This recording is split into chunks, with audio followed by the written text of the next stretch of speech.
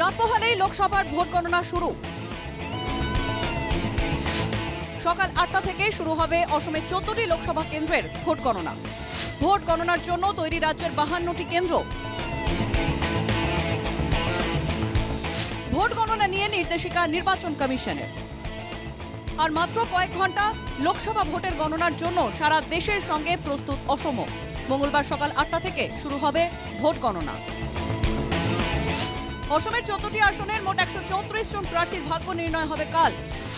লোকসভা কেন্দ্র বিশেষে ১০ থেকে ২৮ রাউন্ড পর্যন্ত চলবে গণনা। ৫২টি কেন্দ্রে ১৯৪১টি টেবিলে হবে গণনা এবং গণনার দায়িত্বে থাকবেন মোট ৫,৮২৩ আধিকারিক এবং ৬৪ জন অবজারভার। গণনার প্রস্তুতি প্রায় সম্পূর্ণ। ভোট গণনায় কোনো খামতি রাখতে চাইছে না নির্বাচন কমিশন। গণনায় আরও কড়া ভূমিকা কমিশনের।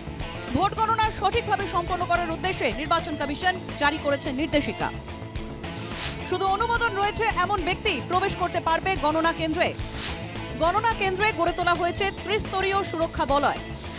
সিসিটিভি রয়েছে প্রত্যেকটি গণনা কেন্দ্র এবং বিজয় মিছিল বের করতে পারবে না কোনো প্রার্থী বা দল।